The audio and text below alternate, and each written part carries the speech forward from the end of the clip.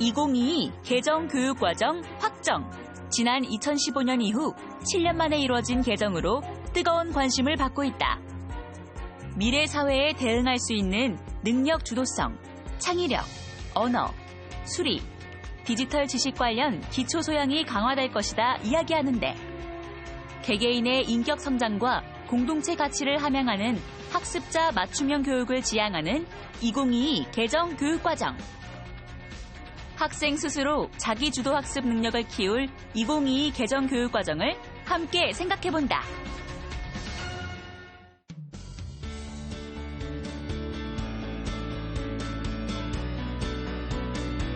여러분 안녕하십니까? 2022 개정 교육과정안이 발표됐습니다. 2015년 이후에 7년 만에 이루어진 개정이라서 범사회적으로 뜨거운 관심을 받고 있는데요.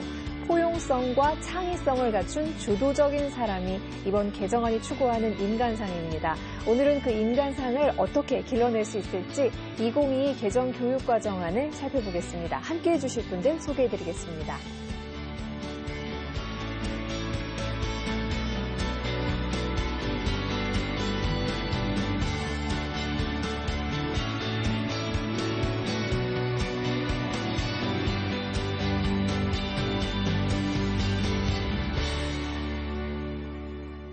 이번 교육과정 개정안의 인재상이 포용성과 창의성을 갖춘 주도적인 사람이다. 듣기만 해도 너무 근사하고 좋습니다. 근데 이제 구체적으로 팀장님께서 이 개정 방향에 대해서 좀 알려주시죠.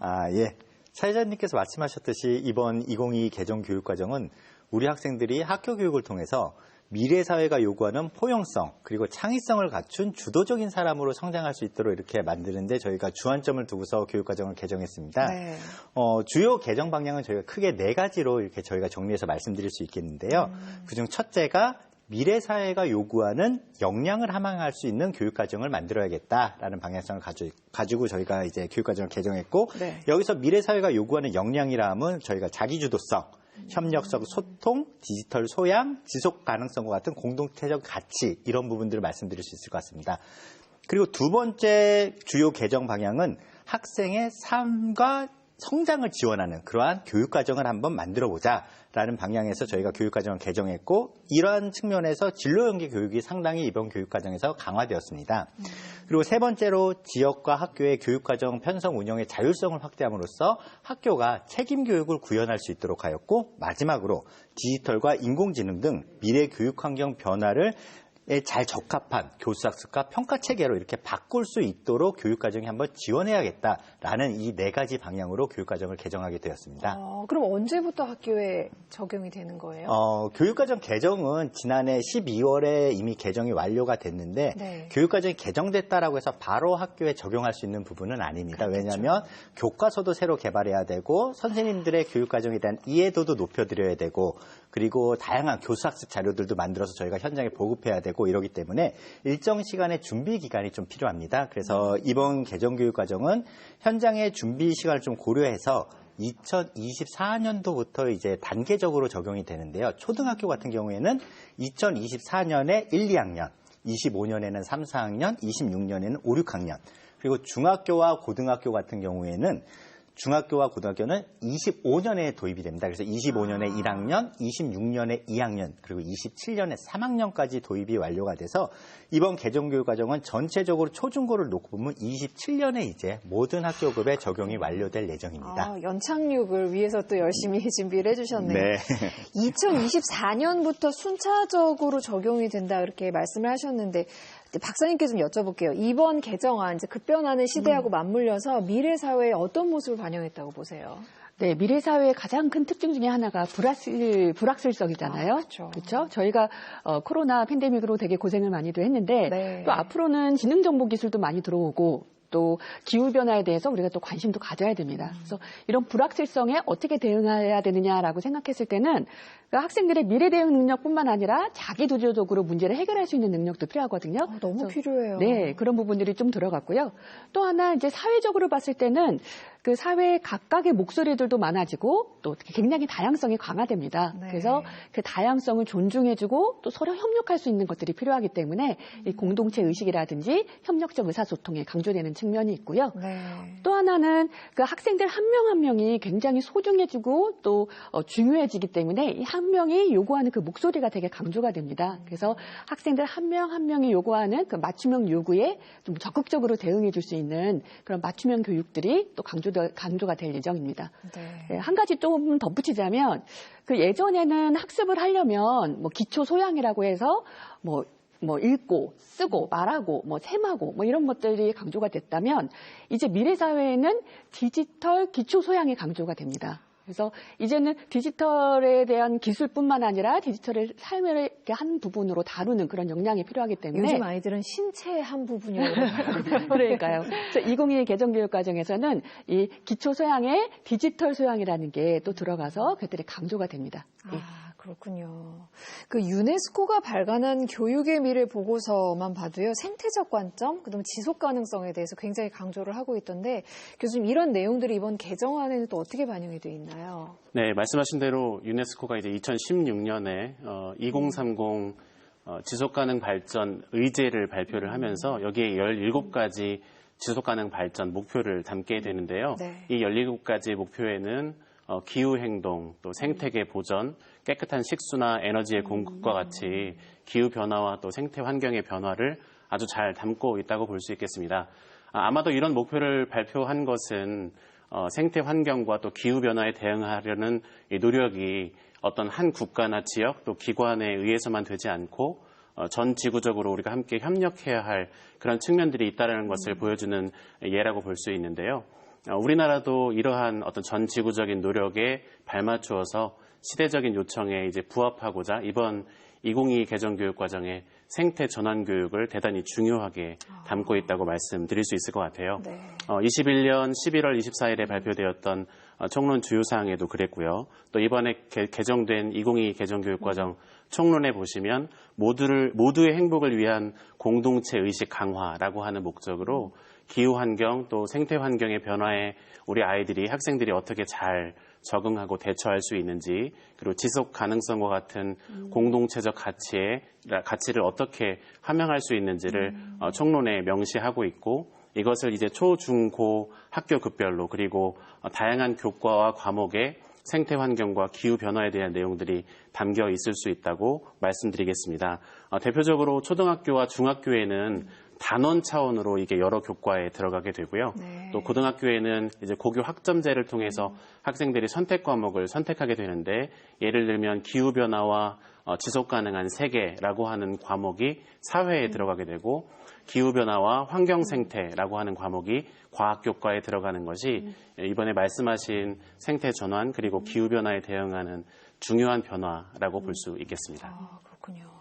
이번 개정안 아주 중요한 특징 중에 하나가 굉장히 의견을 다양하게 수렴했다. 그런 과정들을 거쳤다던데 어떻게 그 의견 수렴을 하신 거예요? 이번 교육과정 개정은 처음 시작할 때부터 저희가 국민과 함께하는 미래형 교육과정이다. 이것을 이제 캐치프레이즈로 표방하면서 다양한 현장의 의견을 이렇게 수렴하고자 많은 노력을 했고요. 특히나 과거 교육과정 개정 때와는 이제 가장 큰 차이라고 한다면 국민의 참여를 제도화하였다라는 게 가장 큰 차이라고 말씀드릴 수 있습니다.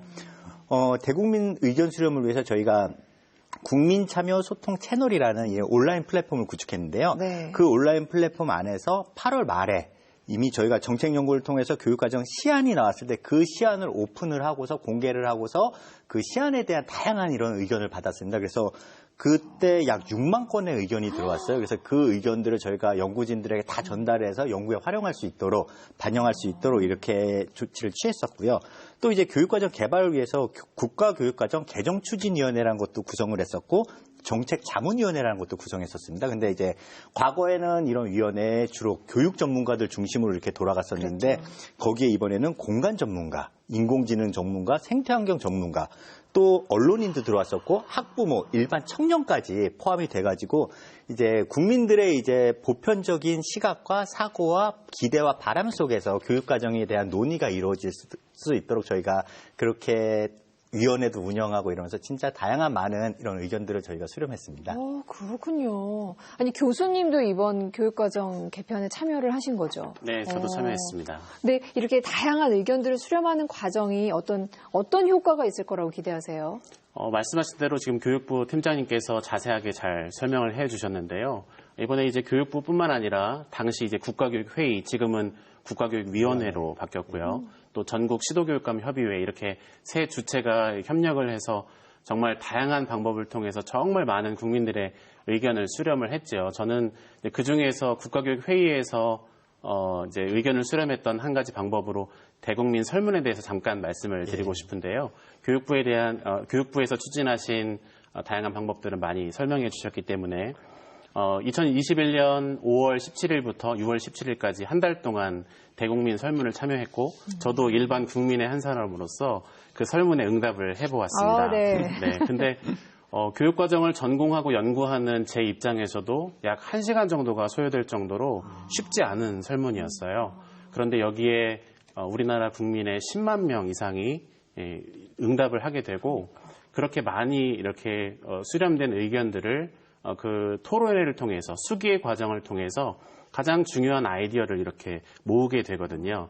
거기에 이제 학생, 학부모, 교사, 또 전문가, 교원단체 등등 다양한 주체들이 여기 이제 함께 하면서 협의문을 발표하게 되는데 그 협의문에 담겨 있는 중요한 정신, 그러니까 우리 국가교육과정이 앞으로 어떻게 나아가야 할지 추구하는 방향이나 중요한 중점 사항 등이 그 협의문에 담기게 되었고 그 협의문의 내용과 총론 주요 사항의 내용이 굉장히 잘 부합되면서 이렇게 국민들이 내주신 의견이 실제로 국가교육과정에 반영되는 과정을 저는 이제 지켜보면서 그 교육과정을 공부하고 연구하는 사람으로서 상당히 뿌듯하기도 하고 의미 있는 과정이라는 생각을 하게 됐어요. 특히 이제 제가 가장 기억에 남는 것 중에 하나는 우리 학생들이 그 협의 과정에 참여했던 학생들이 이번 새로운 교육과정을 통해서 무엇을 기대하는가라는 응답에 우리가 학교 교육에서 배우는 수업을 통해서 지속적으로 흥미와 동기를 가질 수 있었으면 좋겠다라는 응답을 한 장면이 상당히 인상적이었거든요. 그것이 이제 우리 어른들에게 남겨있는 과제가 아닐까라는 생각을 해보게 됩니다. 네. 동기부여를 학교 교육과정에서 어떻게 해줄까 저도 기대가 되는데 초등학교, 중학교, 고등학교 학교별로 변화를 한번 좀 짚어주시면 저희도 이해가 좀 빠를 것 같거든요. 네, 국민들이 의견들을 많이 주셨는데 네. 그것들이 결과적으로 어떻게 국가교육과정에 반영이 됐는지 많이 궁금해하실 것 같고요. 네. 그리고 이제 실행하는 과정에서도 국민들이 계속 관심을 가지고 참여를 해주셔야 되지 않을까 생각이 듭니다. 그래서 제일 중요한 게 초등학교하고 중학교에서는 학교 자율시간이라는 게 처음으로 도입이 됩니다. 자율시간이요? 네, 학교 자율시간. 그래서 예전에는 그냥 국가교육과정에 명시되어 있는 과목을 중심으로 시간표가 짜여지고 이제 수업이 이루어졌다면 이제는 각각의 과목에서 한 조금씩 이렇게 시수를 뺄 수가 있어요. 그리고 그 시수를 이렇게 한 학기 1년 이렇게 모으다 보면 1년에 한 2과목 정도 새로운 국가교육과정에 명시되지 않는 새로운 과목을 학생과 학부모, 교사들이 또 요구들을 맞춰나가면서 개설해서 운영을 할 수 있습니다. 그건 학교 자율에 맡기는 거예요? 네, 거예요? 학교 자율에 맡기기 때문에 학교 자율 시간이라고 하고요. 이런 것들을 보면 이제 각 학교에서 학생들이 요구하는 또 배우고 싶어하는 그것들을 요구주 조사를 해서 학교 자체적으로 교육과정을 운영할 수 있기 때문에 학교 자율성이 굉장히 커진다고 할 수가 있겠죠. 네, 그리고 또 하나 중요한 게 이제 진로 연계 교육이라고 해서 예전에는 초등학교에서 중학교에서 고등학교 올라가는 그 사이에 이렇게 점핑 현상이 있잖아요. 그래서 학생들이 굉장히 적응에 힘들어하는데 오롯이 그 학생의 몫이었다면 이제는 학교에서 이 연계에 조금 관심을 가지고 많은 프로그램들이 이제 진행이 될 예정입니다. 그래서 좀 더 자세하게 얘기하겠지만 초등학교 고학년 또 중학교 고학년 이런 식으로 해서 연계 이제 집중적으로 연계 교육이 들어갈 것 같고요. 그리고 또 하나가 이제 정보 교육이 또 강화가 됩니다. 그래서 기존의 국가교육과정에 명시되어 있던 정보 교육 시수가 있는데 그것들보다 훨씬 더 많이 학교에서 그 정보와 관련된 과목들이나 활동들을 할 수 있도록 그 정보 시간이 굉장히 많이 늘어났고요. 네. 한 가지 더 얘기하자면 초등학교에서는 원래 안전교육이 강화되면서 안전한 생활이라는 그 과목이 있고 그것들을 교과서도 있고 그래서 애들이 배웠는데요. 그 안전한 생활이 바른 생활, 슬기로운 생활, 즐거운 생활하고 조금 내용이 중복되는 문제들이 계속 제기가 돼서 안전한 생활이 좀 생략이 되고 없어지고 안전한 생활에 있던 그 내용들이 그 바른 생활, 즐거운 생활, 슬기로운 생활 이렇게 흡수 통합이 좀 됐어요. 그래서 학부모님들이 안전교육이 그럼 없어지나 하고 깜짝 놀라실 텐데 흡수돼서 똑같이 64시간 정도 안전교육이 이루어질 수 있도록 재구조화됐다는 거 알고 계시면 좋을 것 같고 초등학교 1학년 학생들 입학했을 때 학교 적응을 위해서 많이 좀 도와주고 계신데 가장 중요한 문제는 학생들의 그 한글 해득 능력이 되게 다르잖아요. 입학할 때. 근데 그때부터 한글 해득 능력이 다르면 아이들이 학습의 격차가 점점 더 벌어지거든요. 그래서 초등학교 1학년 학생들, 1, 2학년 학생들의 국어 시수가 34시간 정도 더 증가돼서 학생들이 한글 교육을 조금 더 탄탄하게 받고 같은 출발선 상에서 학습이 시작될 수 있도록 하는 이런 변화들이 좀 있었습니다. 정말 큰 변화들이 많네요. 네. 그리고 고등학교 변화도 하나 말씀을 좀 드리고 싶은데요. 이제 현재 고교학점제가 많이 이제 도입이 돼서 연구학교, 선도학교 위주로 이제 진행이 됐다면 이제 전면적으로 고등학교 모든 전국에 있는 모든 고등학교에서 이제 고교학점제를 운영을 해야 되고요. 고교학점제를 운영을 하려면 학생들이 자신의 적성이나 또 능력에 맞게 과목을 선택해야 되거든요. 그래서 이번 2022 개정교육과정에서 가장 중점을 둔 게 고등학교의 이 교과목을 굉장히 많이 재구조화를 했습니다. 그래서 예전에는 그냥 국가교육과정에 나온 과목들을 학교에서 가르쳤다면 이제는 그 각각의 과목들을 학생들이 선택을 받아야 되는 입장이에요. 그러다 보니까 이 과목을 개발하실 때 학생들이 선택할 수 있을 만큼 되게 매력적인 과목으로 만들기 위해서 이 과목명도 많이 바꾸고 또 내용도 많이 재구조화해서 예전에 비해서 굉장히 흥미로운 과목들이 많이 생겼습니다. 그래서 고등학교 입학하시는 분들 또 관심 있는 분들은 어떤 과목들이 어떻게 생겼는지 한번 살펴보시면 좋을 것 같아요. 그러니까 아이들을 잘 가르쳐주고 싶고 열정적이고 막 의욕이 넘치는 선생님들한테는 정말 신나는 그런 학기가 시작이 되겠네요. 그 교수님께서 보시기에 학교별로 좀 어떤 점들이 보강됐으면 뭐 이런 것들이 있을까요?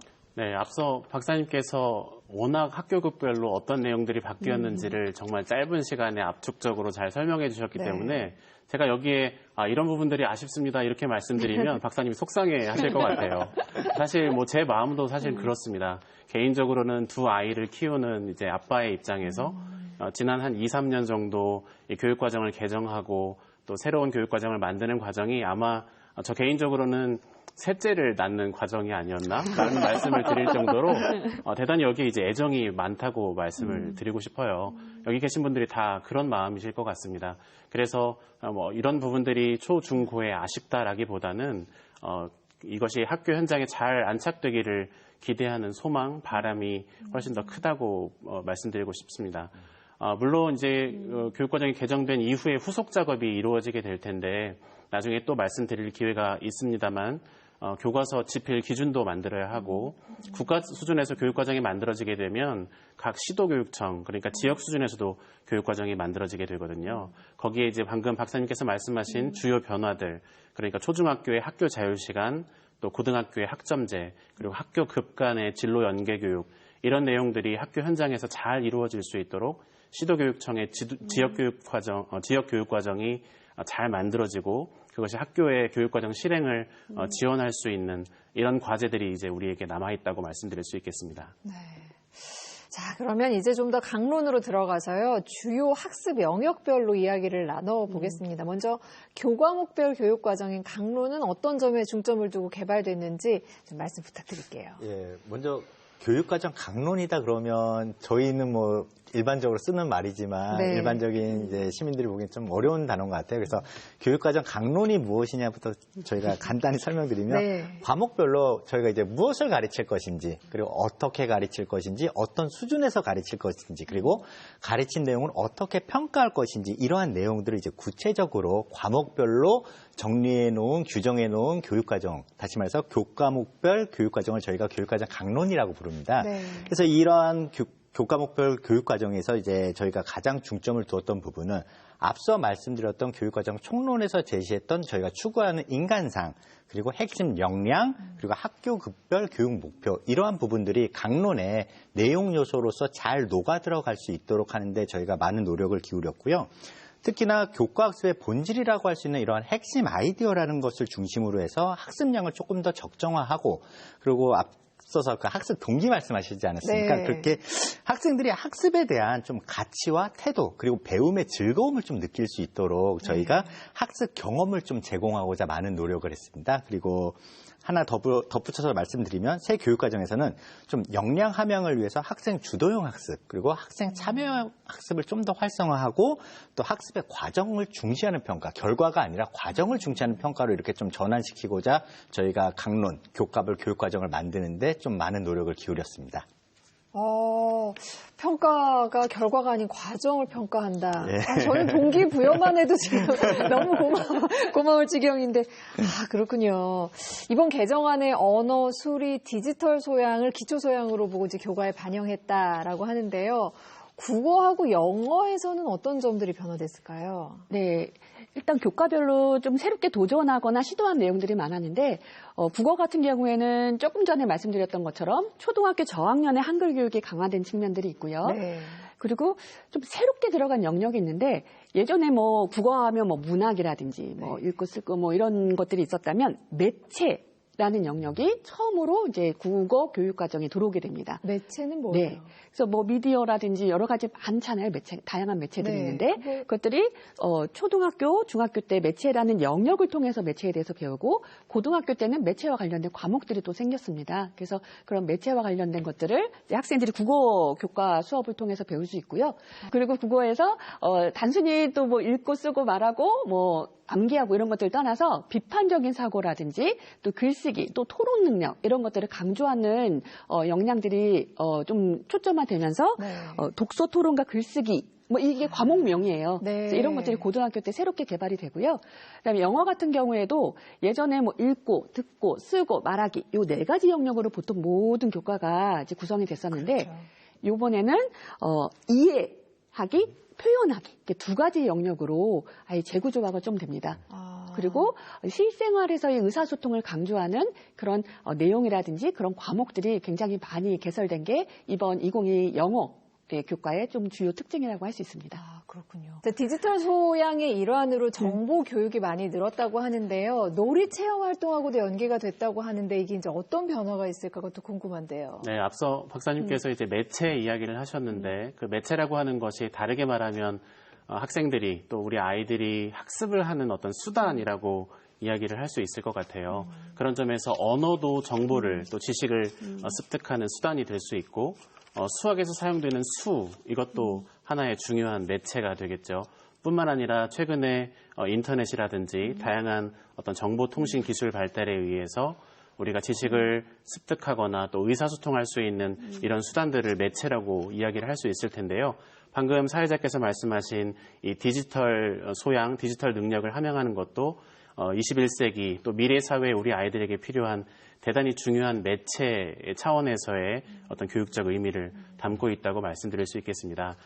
2015 현행 교육과정에서는 소프트웨어 교육이라는 이름으로 진행이 되어 왔었고 그것이 이번에 첨단 과학기술의 발전에 따라서 예를 들면 인공지능이나 또 빅데이터 기술 이런 것들을 어떻게 활용하고 이해할 것인가 이 내용이 이제 초중고 교육과정에 담기게 되었다고 말씀드릴 수 있겠고요.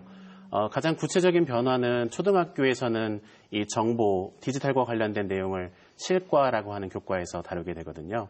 기존에 이제 17시간에서 34시간 이상, 그리고 중학교에서는 정보라고 하는 교과를 34시간에서 68시간 이상 이렇게 2배 이상으로 늘어났다고 말씀을 드릴 수 있을 것 같아요.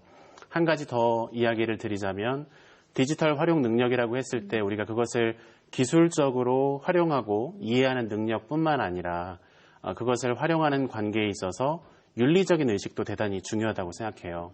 그게 아마 디지털 소양이 담고 있는 굉장히 중요한 부분이 아닌가 싶습니다. 그래서 뭐 국어, 사회, 도덕 이런 관련된 교과에서 디지털 공간에서 또 디지털 기술을 활용하면서 학생들이 어떤 윤리성을 가져야 할지, 시민으로서 어떤 책임감을 가져야 할지 이런 내용들이 관련 교과에 충실하게 담겨 있다고 말씀드릴 수 있겠습니다. 네. 자, 이번 개정안에 진로 연계 교육을 중요하게 포함시켰다. 아까 말씀을 해주셨었는데 어떤 내용들인지도 궁금합니다. 네, 아까 뭐 대략적으로 말씀을 좀 드렸었는데요. 그 학교 급간 학생들이 적응과 또 학습을 좀 지원해주기 위한 많은 프로그램들이 이제 도입이 될 예정입니다. 네. 그래서 초등학교 1학년 학생들 입학할 때 또 어렵잖아요. 그래서 그 학생들을 위한 학교 적응 교육이 또 이제 집중적으로 이루어지고요. 초등학교 고학년에서는 중학교에 들어갔을 때 학습 내용이라든지 학습 방법이 또 달라지거든요. 그래서 학습이 어렵지 않게 또 중학교 생활이 어렵지 않게 좀 도와주는 그런 진로 연계 교육 프로그램들이 들어오고 중학교에 딱 입학했을 때는 이제 자유학기라는 또 기존에 있던 그것들 통해서 학생들의 적응을 좀 돕다가요.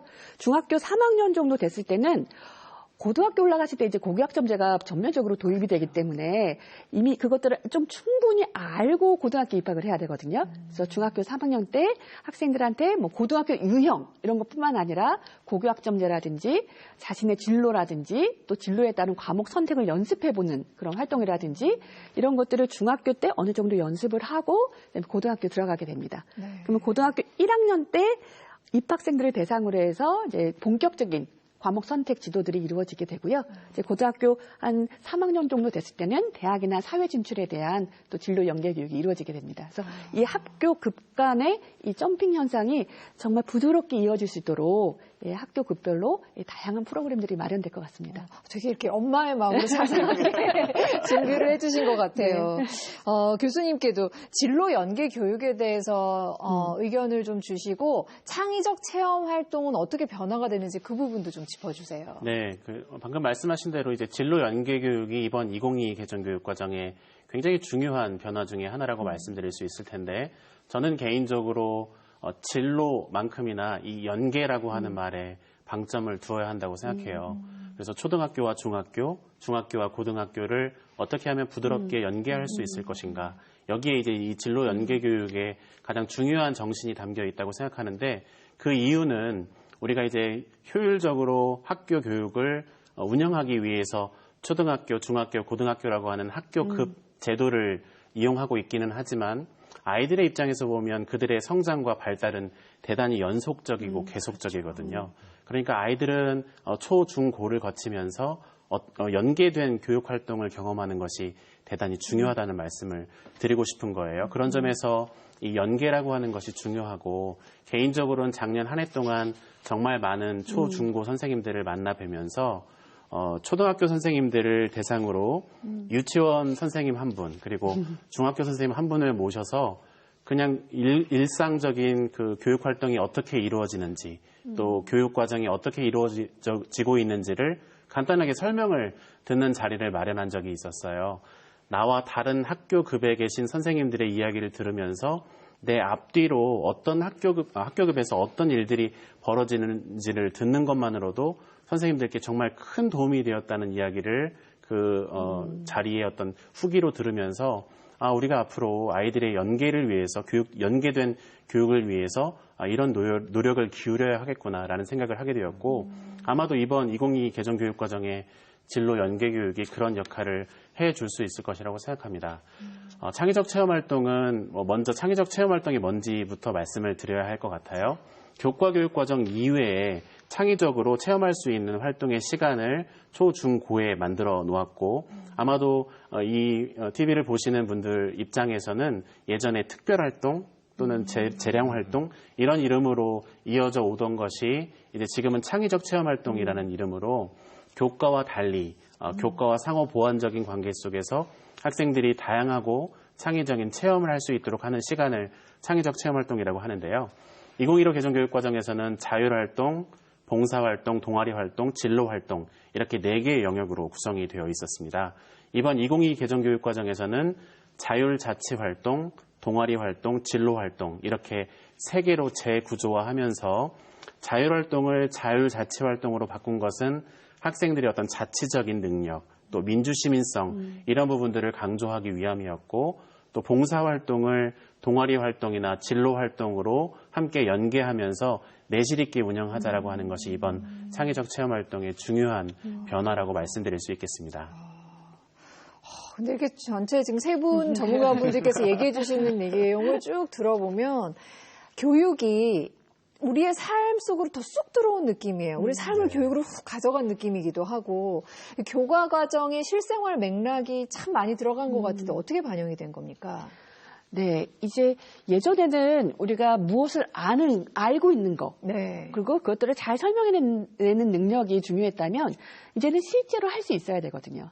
내 삶 속에서 배우고 또 내 삶에 적용하고 우리가 이런 것들을 역량이라는 용어로 좀 표현을 하고 있고요. 그래서 2022 개정교육과정에서도 학생들이 이런 역량을 함양할 수 있도록 되게 많은 노력들을 기울였습니다. 근데 이때 이 역량이라는 것은 지식뿐만 아니라 탐구하거나 또 할 수 있는 능력을 키우는 것도 중요하고요. 그걸 조금 더 넘어서서 가치나 태도도 학생들이 함양을 해야지 좀 온전한 형태의 역량 교육이 되는 것 같아요. 그래서 이번에 교과교육과정을 개발할 때 좀 여러분들 잘 모르실 수 있는 좀 용어이긴 하지만 성취 기준이라는 게 있어요. 그래서 영어 성취 기준, 수학과 성취 기준. 이 성취 기준에 근거해서 이제 교과서가 만들어지거든요. 근데 이 성취 기준을 만들 때 예전에는 무슨 내용에 대해서 안다. 무슨 내용에 대해서 설명할 수 있다. 이런 식으로 성취 기준이 개발이 되고 그거에 따라서 교과서가 개발이 됐다면 이번 2022 개정교육과정에서는 내용뿐만 아니라 지식 이해뿐만 아니라 과정 기능, 탐구 기능도 넣을 수 있도록 했고요.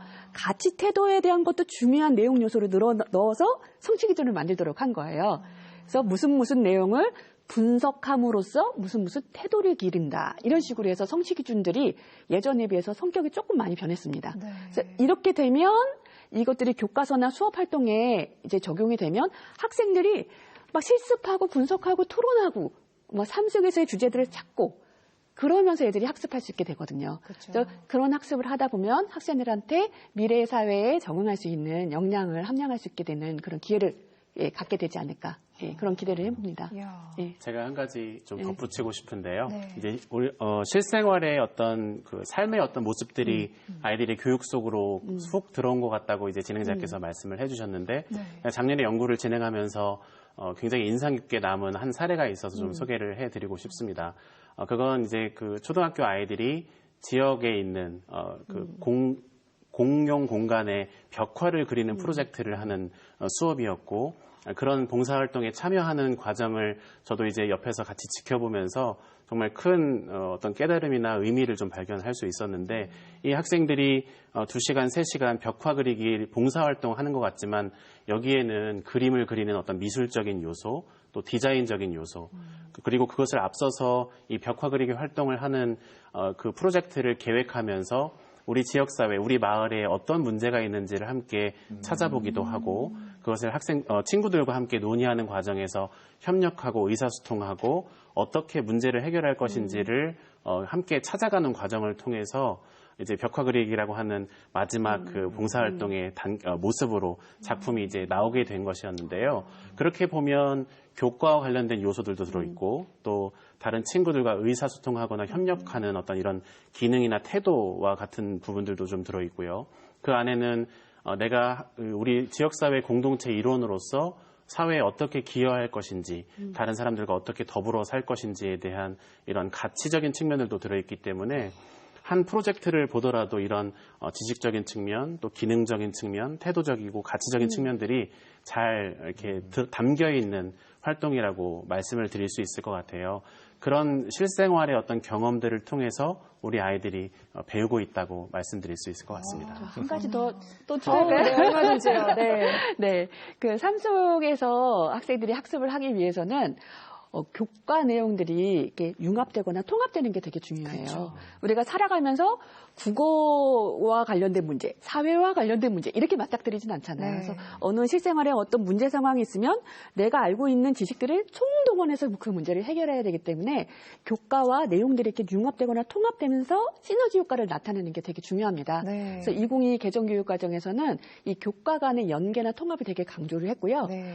그래서 심지어 고등학교에서는 융합 선택 과목이라는 카테고리가 하나 생겼어요. 네. 그래서 거기서는 기존에 이렇게 각각 분리했던 과목들을 이렇게 융합하고 통합된 새로운 과목들이 그 카테고리 안에 담겨서 개발이 됐거든요.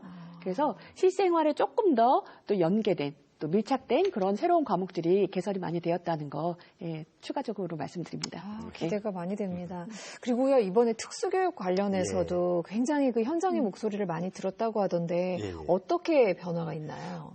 이번에 고시된 2022 이제 개정 특수교육 교육과정 또한 이제 특수교육 현장의 다양한 요구를 좀 반영하고 저희가 많은 노력을 했고, 그 결과가 이제 실생활 중심의 학생 맞춤형 특수교육으로 저희가 이제 이야기할 수 있을 정도로 이제 그 특수교육 교육과정을 이제 구성하였는데요. 주요 변화를 크게 세 가지로 말씀드릴 수 있을 것 같아요. 첫 번째는 특수교육 대상 학생들과 일반 학생들이 같은 교실에서 공부하는 걸 저희가 통합교육이라고 하거든요. 근데 통합교육을 실시하다 보니까 과거에는 초중등 교육과정을 적용받는 일반 학생들과 특수교육을 적용받는 특수교육 대상 학생들 사이에 교육과정의 차이가 있으면 이제 이렇게 같이 공부하는 게 어렵잖아요. 그러다 보니까 이번에는 이 초중등 교육과정과 특수교육 교육과정의 그 연계성을 상당히 강화해서 이 학생들이 한 교실에서 통합 수업을 같이 하는데 저희가 많은 도움을 주고자 이렇게 특수교육 교육과정을 좀 개정을 했고요. 두 번째는 교육과정 편제라는 것이 있는데, 아까 계속 저희가 이야기에 나오는 교과와 창의적 체험활동이라는 두 가지 이제 교육과정 편제로서 이제 구성이 되어 왔는데, 특수교육도 이번에는 특수교육 교육과정 편제에 일생생활 활동이라는 영역을 새로 만들었어요. 그래서 이 영역을 통해서 실생활 중심의 교육들이 많이 아이들에게 가르쳐 줄 수 있도록 저희가 이렇게 교육과정 편제도 바꿨고요. 그리고 마지막으로 이제 특수교육 전문교과를 재구조하고 특히 이제 수어, 시각장애인 자립생활, 그리고 농인의 생활과 문화 등과 같이 이제 그 특수교육 현장의 수요를 반영해서 새로운 과목들을 저희가 이렇게 신설해서 만들어서 학생들의 이제 과목 선택권, 이러한 부분도 좀 더 확대했다라고 말씀드릴 수 있을 것 같습니다. 자, 교육과정이 개편이 되면 교육부의 또 다른 고민이 시작이 됩니다. 벌써부터 이 질문 많이 받으실 것 같아요. 네. 이거 대입제도하고 어떻게 연관시킬 거냐. 교육과정 개정이 됐다라고 하면 가장 많은 듣는 질문이 두 가지예요. 첫 번째는 언제 적용돼요? 거기는 우리 애가 적용되나요? 이 부분이고요.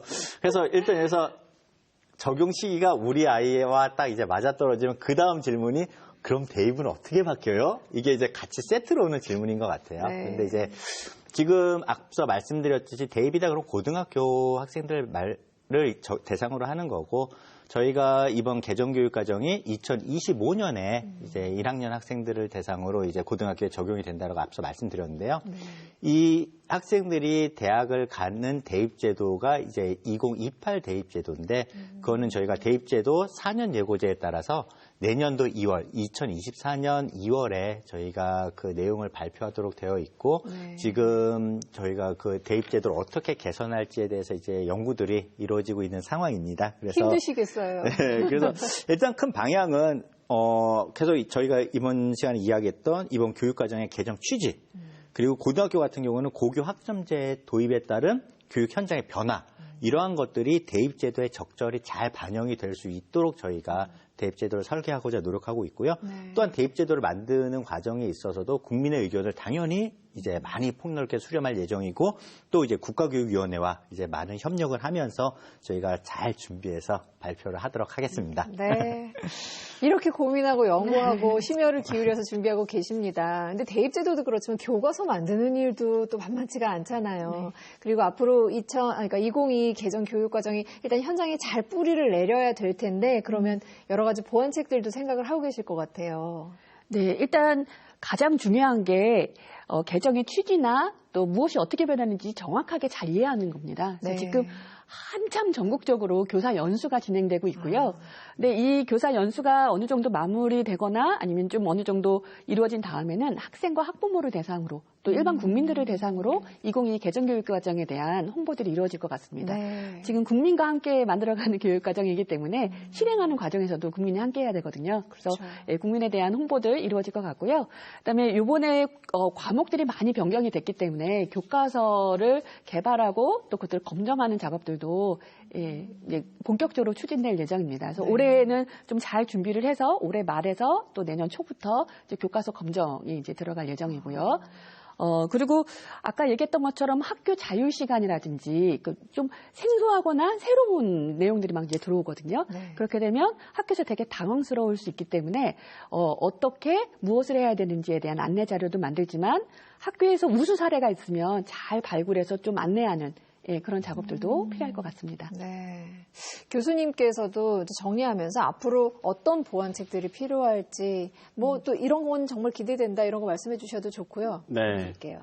저도 이제 대학에 있다 보니까 국가교육과정 개정에 대한 이야기를 드리는 자리에서 꼭 끝에 받는 질문이 대입제도는 그럼 어떻게 바뀌냐 이런 질문을 정말 많이 받게 되고 특히 제가 하고 싶었는데 참았습니다. 네, 특히 학부모님들께서 이제 참여하시는 그런 설명 자리일수록 더욱 그런 관심이 높은 것 같아요.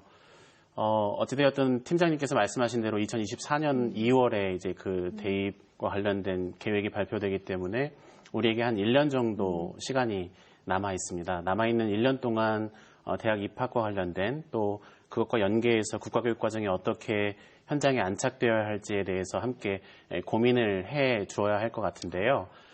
우선 대입과 관련해서는 고등학교가 이제 대학과 가장 연계되어 있다 보니까 고등학교의 이제 학점제 2025년부터 적용되어야 할 이 고교 학점제가 이제 대입 제도의 변화와 잘 맞물려야 할 것 같습니다. 학점제의 근본적인 취지 자체가 학생들이 자신의 진로와 적성을 잘 찾아가고 그 진로와 적성에 맞는 다양한 선택 과목들을 선택해서 그 선택의 합을 가지고 이제 진로를 결정하거나 진학을 결정하게 되는 것이고 그것이 이제 지금 우리가 말하고 있는 대학 입학과도 연계되어 있다고 볼 수 있을 것 같아요. 그런 점에서 학생들이 어떤 과목을 선택해서 그 선택의 조합을 자신의 그 진학과 연결하는가 이것이 잘 맞물리도록 대입시제도가 바뀌어야 할 것 같습니다. 그렇게 그 입시제도가 학생들이 선택한 과목을 그 충실하게 반영하는 제도일 때 학생들도 다른 여러 가지 조건들을 이렇게 고려하는 것이 아니라 자기 자신이 무엇을 좋아하고 어떤 삶을 이제 계획하고 살아가야 할 것인지에 대한 진로와 적성의 고민의 결과가 그 선택으로 나타나야 한다고 생각하고요. 고등학교에서 이렇게 선택 과목을 잘 선택하기 위해서는 또 중학교에서 이런 다양한 과목이나 또 활동을 선택하는 경험이 선행되어야 할 것 같아요. 초등학교도 마찬가지죠. 그 선택의 경험과 함께 또 내가 누구인지 무엇을 좋아하고 어떤 일에 관심과 적성을 가지고 있는지 이런 부분들을 잘 발견하는 것이 우리 교육과정이 해야 할 중요한 과제가 아닌가라는 생각을 해보게 됩니다. 맞아요. 또 박사님께서도 말씀하셨지만 이제 국가교육과정이 개발되었고 또 고시가 되었기 때문에 1년 정도의 시간을 두고 현장에 단계적으로 적용이 될 텐데 이제는 개정 또 고시가 아니라 실행 차원으로 넘어가게 되겠죠. 새로운 변화가 이루어지게 되면 학교 현장에서는 그것이 또 새로움에 대한 기대일 수도 있지만 또 새로운 것이 가지고 있는 부담도 분명히 있다고 생각합니다. 그래서 국가와 지역에서 우리 선생님들이 잘 이 교육과정을 실행하실 수 있도록 지원하는 일이 앞으로 중요한 과제로 남아있다고 생각합니다. 네, 하여튼 그 새로 바뀐 모든 교육과정들이 좀 잘 연착륙할 수 있기를 기대하고요. 교과서 개정에 꼭 들어갈 건 뭐라고 생각하세요, 박사님? 지금 2022 개정교육과정에서 그 인간상이라든지 개정의 방향들이 있지 않습니까? 네. 그 방향들을 교과교육과정에 아까 얘기했던 그 성취기준이라든지 교과교육과정의 그 기본적인 틀에 이제 반영을 했는데 이제 교과서를 개발할 때 그 취지들이 고스란히 이렇게 잘 담겨져야 되는 지금 상황입니다. 근데 그래서 그 교과서를 만드시는 분들이 굉장히 또 많기 때문에 이것들을 잘 숙지하고 또 소화해서 반영하는 그런 작업들이 필요한데요. 그때 이제 사회적으로 이슈화되고 있는 다양한 키워드들이 있는데, 하나하나들이 정말 많은 논란도 가지고 올 수 있지만 또 굉장히 부담스러운 그런 주제들도 있습니다. 그래서 그 하나하나들을 결정해 나갔을 때, 사회적으로 합의하는 과정, 또 전문가라든지 현장의 요구들을 반영하는 되게 신중하면서도 좀 세밀한 그런 과정들이 필요할 것 같습니다. 네. 네. 포용성과 창의성을 갖춘 주도적인 사람. 이번 개정안이 추구하는 인간상인데요. 더불어 살아가는 포용성, 또 급변하는 사회에 대처하는 창의성이 있는 학생들로 성장한다면 우리 미래 정말로 너무나도 기대가 됩니다. 2022 개정 교육과정이 그 한 걸음이 될 수 있기를 크게 기대해 보겠습니다. 좋은 의견 나눠주시고 함께해 주신 여러분 고맙습니다. 감사합니다. 네, 감사합니다. 다음 이 시간에는 2022 교육과정 개편에 따른 고교 학점제에 대해서 좀 더 구체적으로 살펴보겠습니다. 지금까지 함께해 주신 여러분 고맙습니다.